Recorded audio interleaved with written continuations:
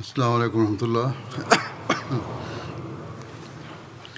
أشهد أن لا إله إلا الله وحده لا شريك له وأشهد أن محمدا عبده ورسوله أما بعد فأعوذ بالله من الشيطان الرجيم بسم الله الرحمن الرحيم الحمد لله رب العالمين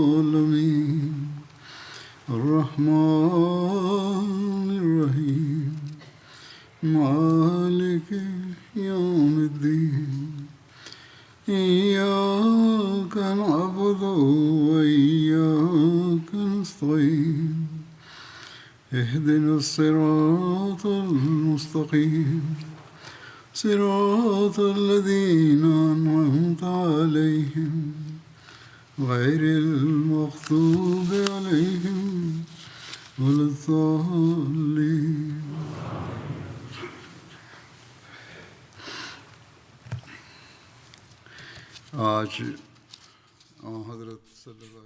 Aujourd'hui, j'évoquerai quelques sariyas, quelques expéditions ayant eu lieu à l'époque du saint prophète Mohammed sallallahu alayhi wa sallam. J'évoquerai en premier l'expédition menée pour réprimer les intentions hostiles des Banu Asad et la sariya d'Abu Salama.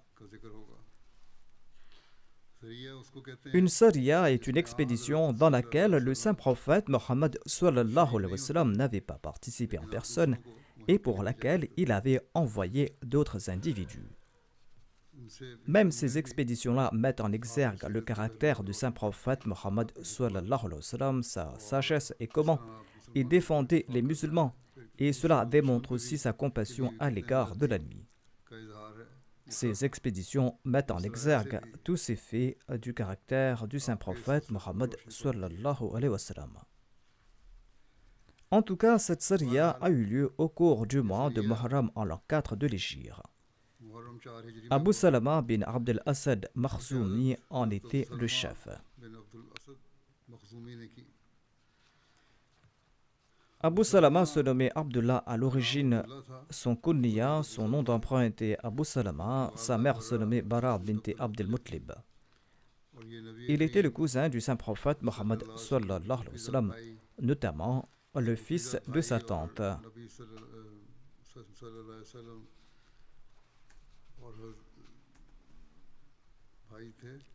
Et il était aussi le frère de lait de Hamza radhiyallahu anhu. C'était Suwayba, l'esclave d'Abu Lahab, qui l'avait allaité. Salama, al-Mu'minin, était mariée à Abu Salama avant d'épouser le saint prophète Mohammed sallallahu alayhi wa sallam. Abu Salama avait participé à la bataille de Badr et à la bataille d'Uhud. Il a été blessé. À la bataille d'Uhud, il a été soigné pendant 1 mois et apparemment la blessure a guéri et la cicatrice s'était tellement estompée qu'on ne la reconnaissait plus. Le contexte de cette expédition est le suivant. Les hypocrites et les juifs vivant à Médine se sont réjouis des circonstances et des événements de la bataille d'Uhud. Et ils se sont dit une fois de plus qu'ils pourraient planifier l'élimination des musulmans. De même, les tribus vivant autour de Médine, qui avaient été effrayées par la grande victoire des musulmans lors de la bataille de Badr, se sont dit qu'à Uhud, les musulmans avaient subi de lourdes pertes et qu'il était donc temps de les attaquer pour leur causer encore plus de tort et pour s'emparer de leurs biens et de leurs richesses par le pillage.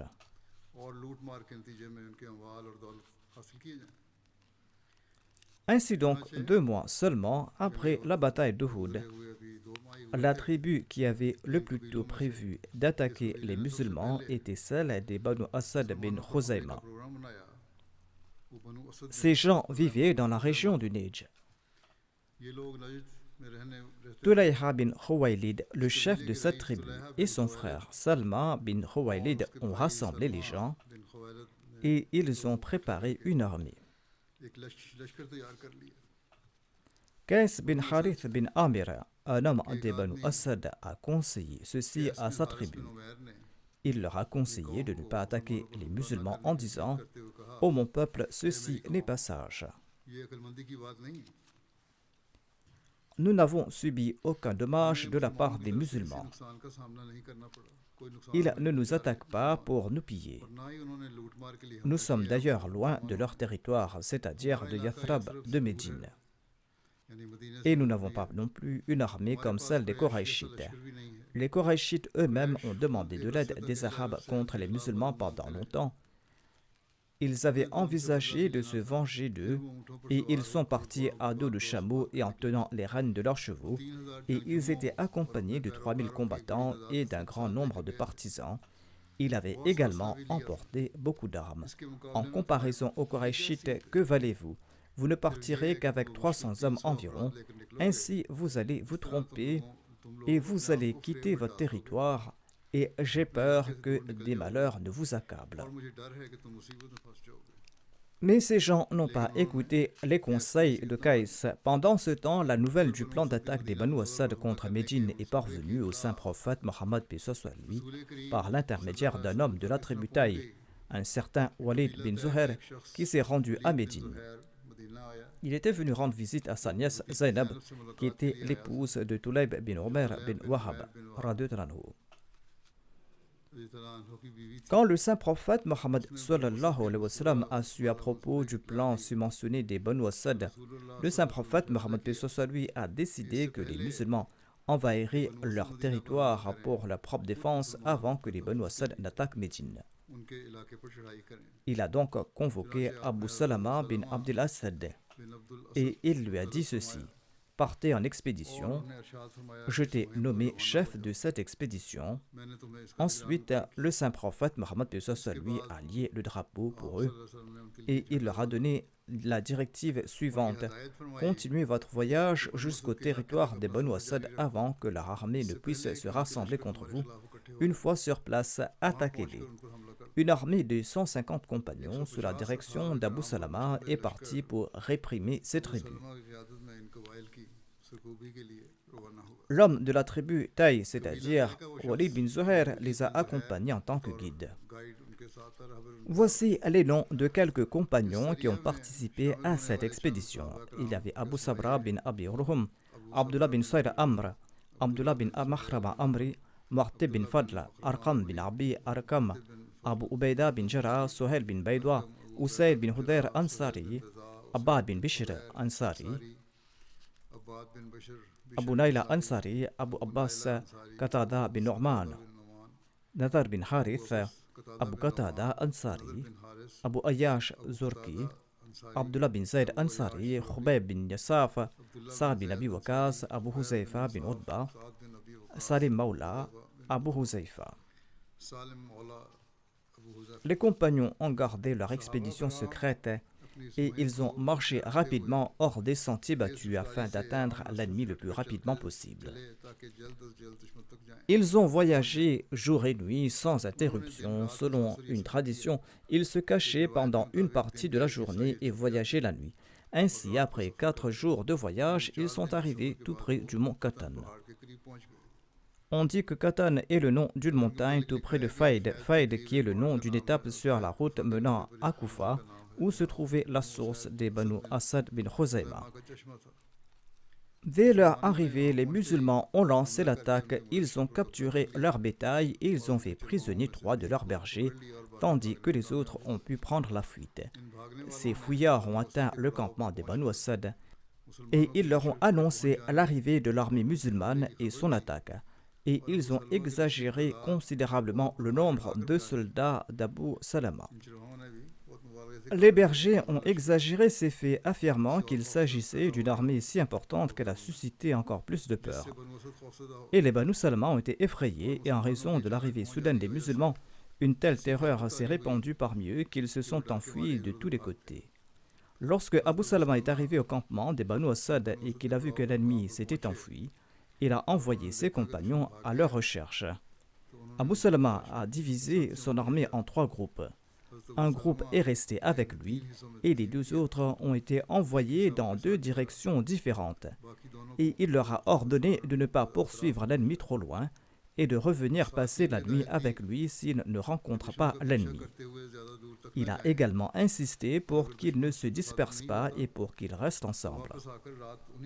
Mais l'ennemi s'est enfui si précipitamment et dans une telle panique que les musulmans n'ont rencontré personne. Abu Salama a alors entrepris le voyage de retour à Médine avec tout le butin. L'homme qui l'avait accompagné en tant que guide est également revenu avec lui. Après une nuit de voyage, Abu Salama a distribué le butin. Il a mis de côté le khums, 1/5 pour le saint prophète Mohammed sallallahu alayhi wa sallam. Il a aussi offert au guide une part selon son bon plaisir et il a distribué le reste du butin aux compagnons. Chaque compagnon a reçu 7 chameaux et plusieurs chèvres. Ainsi, en poursuivant leur voyage, ils sont revenus à Médine avec joie après environ 10 jours d'absence. Voici les détails sur la mort d'Abu Salama. Les informations précédentes que j'ai fournies ont été compilées à partir de diverses sources.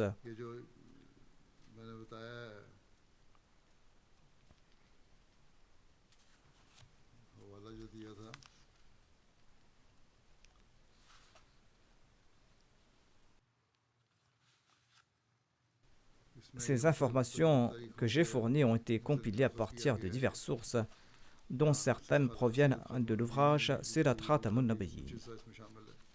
Quoi qu'il en soit, voici les récits sur la mort d'Abu Salama. Il est resté hors de Médine pendant plus de 10 nuits pour cette expédition. Lorsqu'il est revenu à Médine, la blessure qu'il avait reçue lors de la bataille d'Uhud s'est rouverte. Et il est tombé malade en raison de cette blessure et il est décédé le 3 du mois Jamadul Akhir de la même année. Tulayha bin Khawaylid, le chef des Banu Asad mentionné ci-dessus, était un homme très courageux. Et on disait qu'il était considéré comme l'égal d'un millier de cavaliers en Arabie. Il était également un orateur très éloquent. Au cours de la 9e année de l'Hégire, il s'était rendu auprès du saint prophète Mohammed sallallahu alayhi wa sallam avec une délégation des Banu Asad et il avait embrassé l'islam. Cependant, il a apostasié par la suite et il est devenu un faux prophète du vivant du saint prophète Mohammed sallallahu alayhi wa sallam, provoquant sédition et troubles. Il a été finalement vaincu et il s'est enfui de l'Arabie. Après quelque temps, il est retourné à Médine, il a prêté le serment d'allégeance à Omar et il est demeuré fidèle à l'islam jusqu'à sa mort. Il avait participé à la bataille de Qadisiyah et à plusieurs autres guerres islamiques faisant preuve de bravoure et il est tombé en martyr lors d'une bataille au cours de la 21e année de l'Hégire. Allah lui a accordé une bonne fin car il a été guidé vers l'islam. Ensuite, on trouve mention de l'expédition menée par Abdullah bin Unais. Abdullah bin Unais al-Juhni était un allié des Banu Salama de parmi les Ansar. Il avait participé à la 2e Bayra d'Aqaba et à la bataille de Badr et à la bataille d'Uhud et à d'autres batailles. Il faisait partie de ceux qui avaient brisé les idoles des Banu Salama. Abdullah bin Unais est décédé en Syrie en l'an 54 de l'Hégire ou, selon certaines sources, en l'an 74 de l'Hégire. Lorsque les tribus des alentours de Médine ont su à propos des événements de la bataille d'Uhud, Khalid bin Sufyan al-Huzayli al-Lihyani, le chef de la tribu Banu Lahyan, faisait partie de ceux qui ont considéré les musulmans comme faibles et il faisait partie de ceux qui avaient planifié de les attaquer. Selon certaines sources, son nom était Sufyan bin Khalid.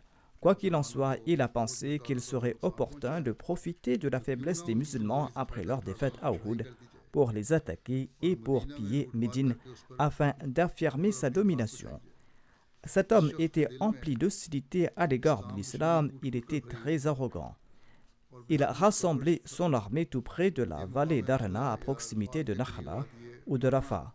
Il avait lancé une campagne pour rassembler les guerriers de sa tribu et les gens des environs contre les musulmans, et de nombreuses personnes de différentes tribus s'étaient déjà rassemblées autour de lui. Lorsque le saint prophète Mohammed paix soit lui a appris que Sufyan bin Khalid avait rassemblé une armée pour attaquer Médine, eh bien, le saint prophète Mohammed paix soit lui a pris une décision militaire unique et sage. Au lieu de lever une armée pour affronter Sufyan, et au lieu de provoquer ainsi des effusions de sang des deux côtés, il a jugé qu'il serait plus approprié d'éliminer par la ruse les instigateurs de cette rébellion en tuant les leaders de l'armée. Ainsi, le saint prophète Mohammed paix soit lui a choisi l'un de ses braves compagnons, Abdullah bin Unais, pour cette mission dangereuse mais importante. Le saint prophète Mohammed sallallahu alayhi wa sallam a convoqué Abdullah bin Unais et il lui a donné tous les détails à propos du plan de Sufyan bin Khalid.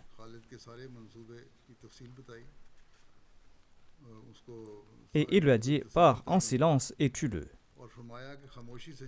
Abdullah a demandé au saint prophète Mohammed sallallahu alayhi wa sallam, au messager d'Allah, décrivez-le-moi.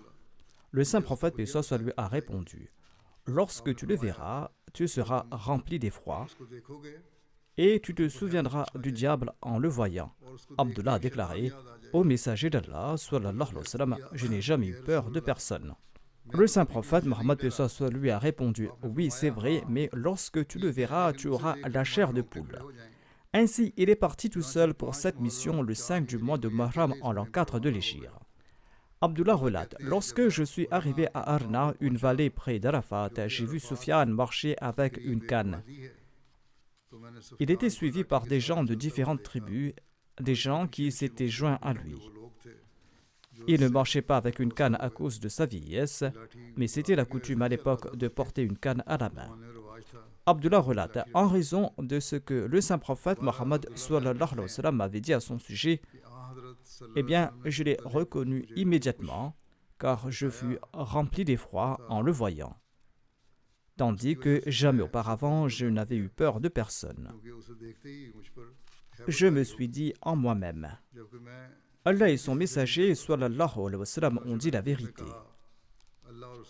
C'était l'heure de la prière de l'après-midi et j'ai eu peur que, si je le confrontais maintenant, je ne pourrais pas accomplir ma prière d'Asr. Ainsi donc, j'ai accompli ma prière en marchant vers lui et en faisant en même temps un signe de la tête. C'est-à-dire, j'ai accompli ma prière pensive. Lorsque je suis arrivé tout près de lui, il m'a demandé « Qui es-tu » J'ai répondu « J'appartiens au Banu Khuza'a. » Et j'ai entendu dire que tu rassemblais une armée pour combattre Mohammed sallallahu alayhi wa sallam et je suis venu pour te rejoindre.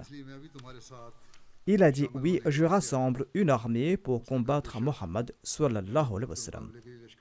Abdullah a déclaré, je me suis mis à marcher à ses côtés pendant un moment et j'ai entamé la conversation avec lui et il s'est montré très intéressé par mes propos. Sufyan bin Khalid a déclaré, Mohammed sallallahu alayhi wa sallam n'a encore jamais rencontré quelqu'un comme moi. Jusqu'à présent, il n'a rencontré que des gens qui ne sont pas des experts en guerre. Finalement, lorsqu'il est arrivé à sa tente et que ses compagnons se sont dispersés de là, il m'a dit, cher frère Huzaï, viens ici un instant. Je me suis approché de lui et il m'a demandé de m'asseoir. Je me suis assis à ses côtés jusqu'à ce que le silence de la nuit enveloppe tout le monde et que les gens se sont endormis. Je me suis soudainement levé et je l'ai tué et je lui ai tranché la tête et je suis parti de là et je me suis caché dans une grotte d'une montagne. Les gens sont venus chercher dans la grotte mais ils n'ont rien trouvé et ils sont repartis déçus. Ensuite, je suis sorti de la grotte et je suis parti de là. Je voyageais la nuit et je me cachais durant la journée. Et en fin de compte, je suis arrivé à Médine. Dès que le saint prophète Mohammed sallallahu alayhi wa sallam m'a vu, il a déclaré spontanément « Aflah al-wajh », c'est-à-dire « ce visage a triomphé ».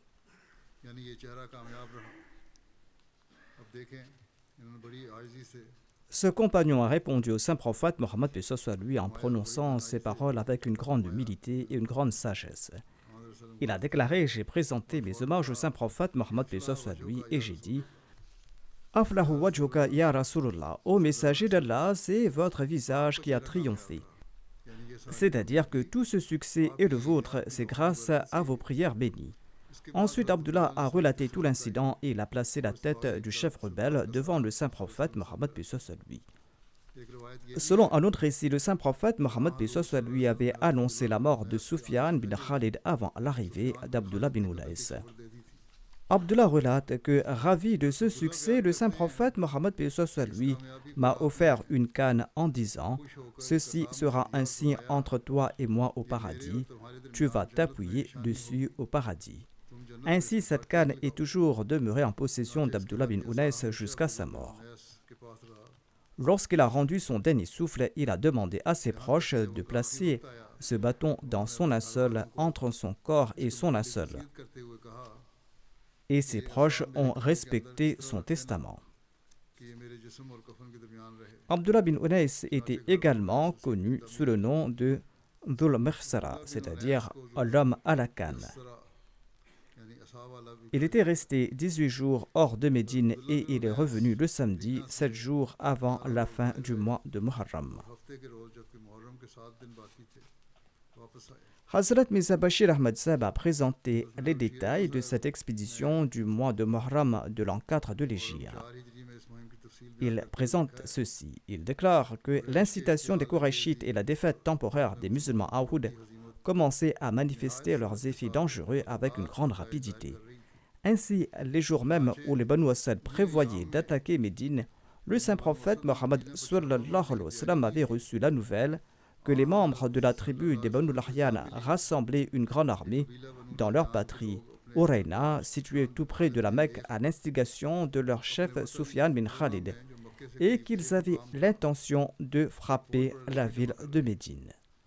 Le saint prophète Mohammed sallallahu alayhi wa sallam, qui était très sage et qui connaissait parfaitement l'état des diverses tribus arabes, ainsi que la force et l'influence de leur chef, a compris, dès qu'il a reçu cette information, que tout ce méfait et toute cette perturbation était l'œuvre de Sufyan bin Khalid, le chef des Banu Lahyan, et que si sa personne était écartée de l'équation, les Banu Lahyan n'oseraient pas attaquer Médine. Le saint prophète Mohammed paix soit lui savait également qu'à l'heure actuelle, à l'exception de Sufyan, personne d'autre ne possédait suffisamment d'influence dans cette tribu pour diriger un tel mouvement. Par conséquent, si un contingent était envoyé pour résister aux Banu Lahyan, non seulement cela allait représenter une charge financière supplémentaire pour les pauvres musulmans, mais il était également probable que cette action allait ouvrir la porte à d'autres violences et à d'autres effusions de sang. Ainsi, le saint prophète Mohammed paix soit lui a proposé qu'une seule personne aille exécuter Sufyan bin Khalid, le cerveau et la racine de ce méfait. Et le saint prophète a envoyé Abdullah bin Unais Ansari. Étant donné qu'Abdullah n'avait jamais vu Sufyan auparavant, le saint prophète Mohammed paix soit lui a décrit à Abdullah la physionomie de Sufyan. À la fin, le saint prophète lui a dit « Sois vigilant, Sufyan est une incarnation de Satan ». Abdullah bin Unais est parti habilement vers le campement des Banu Lahyan, qui étaient diligemment engagés dans les préparatifs pour frapper Médine. Et il a trouvé une occasion durant la nuit, et ainsi il a pu tuer Sufyan et mettre fin à ses agissements. Lorsque les Banu Lahyan ont su à ce propos, ils ont poursuivi Abdullah, mais celui-ci a pu disparaître sans être repéré. Abdullah s'est présenté au saint prophète Mohammed paix soit lui, et le saint prophète a su immédiatement, à la vue de son visage, qu'il était revenu avec succès. Dès que le saint prophète paix soit lui a vu Abdullah, il a déclaré Aflahal Wajha, c'est-à-dire ce visage semble être celui de la réussite. Et Abdullah a répondu d'une bonne manière en disant Aflaha wajhuka ya Rasulullah. Ô messager d'Allah, tout le succès vous revient. Le saint prophète a offert à Abdullah son bâton en guise de récompense et il lui a dit ceci, cette canne te servira d'appui au paradis. Et Abdullah a conservé cette canne bénie avec un grand amour et une grande sincérité, et à sa mort il a demandé que cette canne soit enterrée avec lui. Et ses derniers vœux ont été respectés par ses proches. La joie exprimée par le saint prophète Mohammed paix soit lui lors du retour réussi d'Abdullah et la récompense spéciale qu'il lui a accordée démontrent que le saint prophète Mohammed paix soit sur lui considérait la sédition de Sufyan bin Khalid comme extrêmement dangereuse et considérait son exécution comme une source de miséricorde pour la paix publique. Les ennemis, les adversaires de l'islam accusent le saint prophète Mohammed sallallahu alayhi wa sallam d'avoir détruit la paix et d'avoir versé le sang humain à Dieu ne plaise. Le saint prophète Mohammed sallallahu alayhi wa sallam a démontré la véritable valeur de la vie humaine lorsqu'il a élaboré un plan pour sauver la vie des membres d'une tribu ennemie en sacrifiant une seule vie.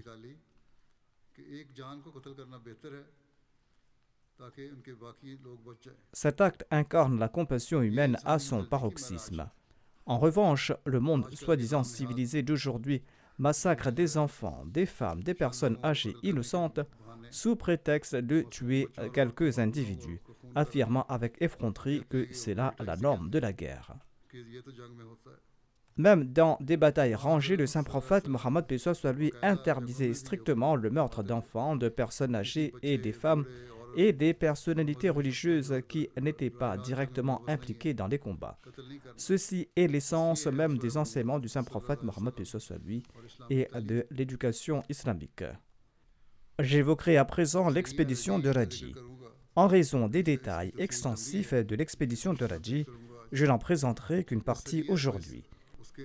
Cette expédition est également connue sous le nom de l'expédition de Marsad bin Abi Marsad, du nom de son commandant.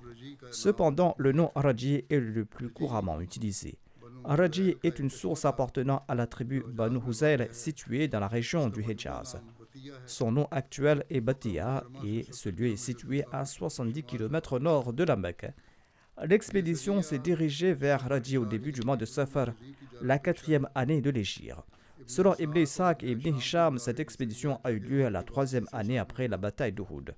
Fathul Bari, le commentaire d'Al-Bukhari et Mawahib indiquent que cette expédition a eu lieu vers la fin de la 3e année.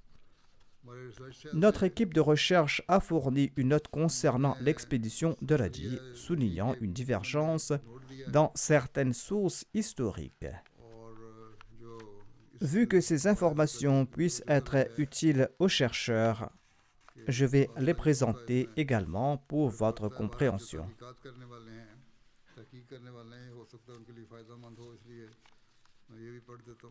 Dans les livres d'histoire et de biographie et même dans le Sahih al-Bukhari, les événements de l'expédition de Raji et la bataille de Bir Mauna ont été confondus.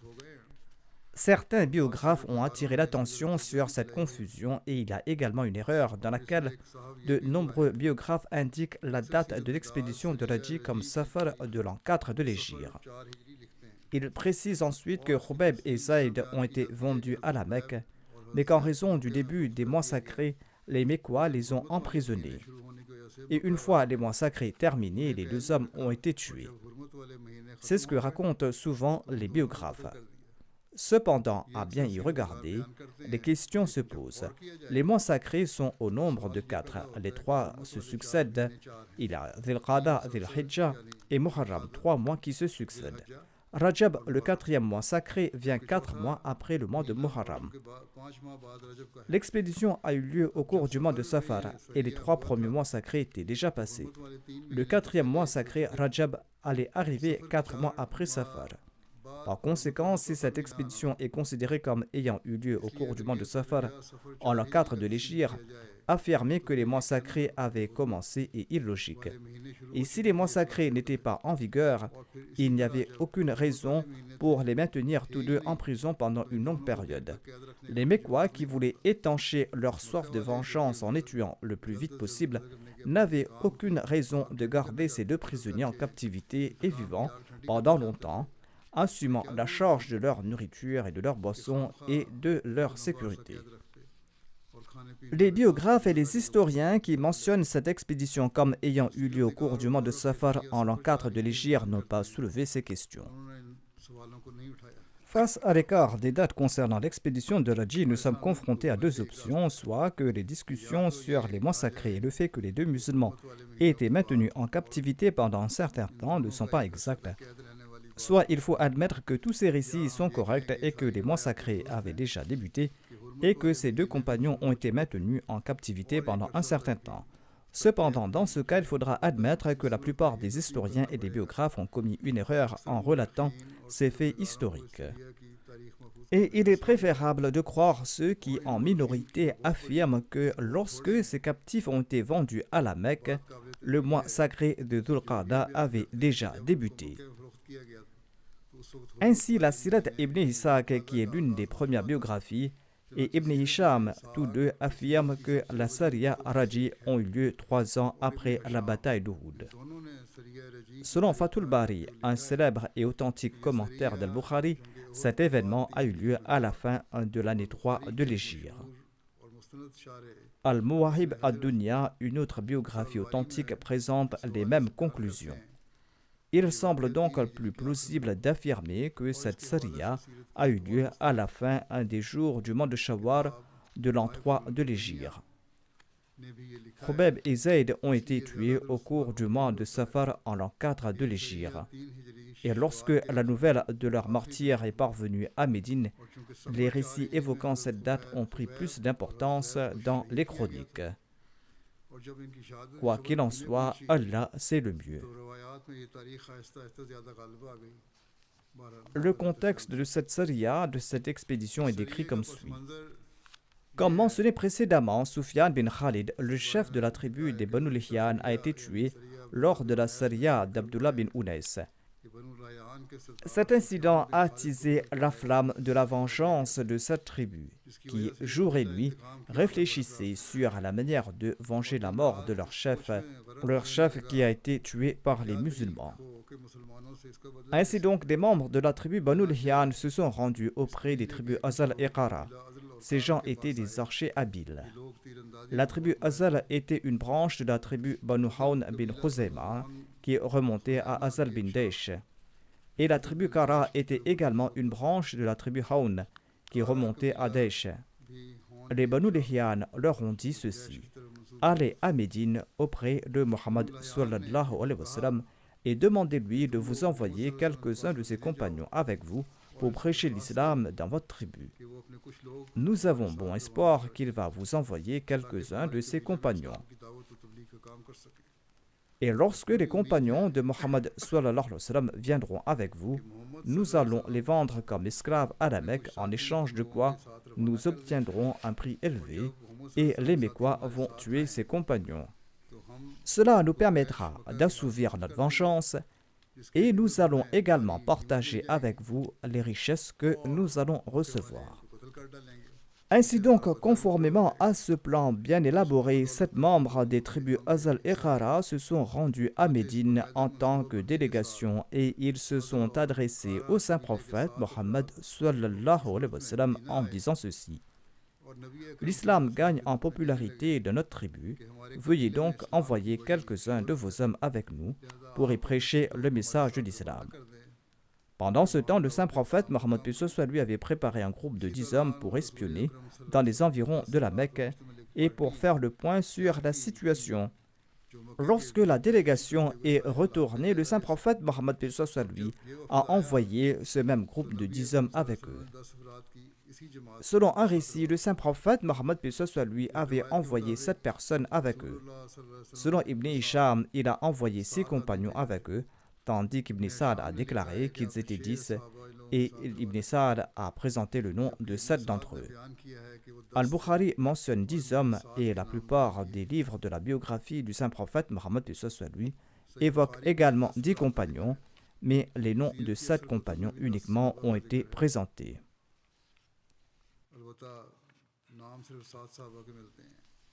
Le saint prophète Mohammed lui a nommé Asim bin Thabit comme chef de cette délégation. Et selon certains, c'était Marsad bin Abi Marsad al-Ghanawi qui était le chef de cette délégation. Hadrat Muslim Maud déclare à ce sujet: au cours de la 4e année de l'Hégire, 2 tribus arabes, Azal et Qara, ont envoyé des représentants auprès du saint prophète Mohammed lui pour lui demander d'envoyer des hommes instruits dans l'islam afin d'enseigner cette nouvelle religion à leurs membres, car beaucoup d'entre eux étaient attirés par l'islam.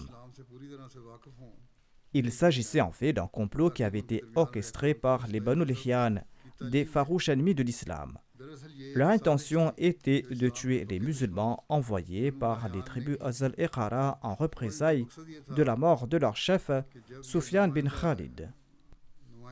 Et d'ailleurs, la tribu Banu Lihyan a promis de riches récompenses aux représentants des tribus Azal et Qara s'ils parvenaient à ramener des musulmans avec eux.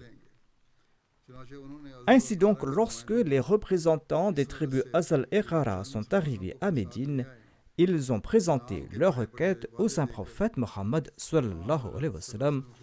Le saint prophète Mohammed sallallahu alayhi wa sallam les a crus sur parole et il leur a envoyé 10 musulmans pour enseigner les dogmes et les principes de l'islam aux gens de leur tribu.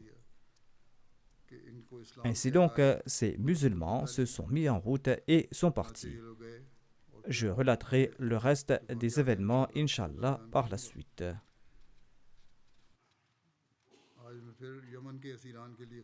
Aujourd'hui, je voudrais spécialement demander des prières pour les prisonniers Ahmadis du Yémen, en particulier pour la dame qui est également la présidente de la Lajna là-bas. Elle est détenue dans des conditions très difficiles, ainsi que quelques autres qui ont refusé de se soumettre. Veuillez faire des prières spéciales pour eux afin qu'Allah facilite leur libération. Priez également pour la libération des prisonniers Ahmadis au Pakistan. Ne cessez également de prier pour les Palestiniens. Leur situation semble s'améliorer, ensuite elle se dégrade à nouveau. L'État israélien agit avec arrogance. Qu'Allah les libère de cette oppression et qu'Allah accorde rapidement aux musulmans la force de faire valoir leurs droits.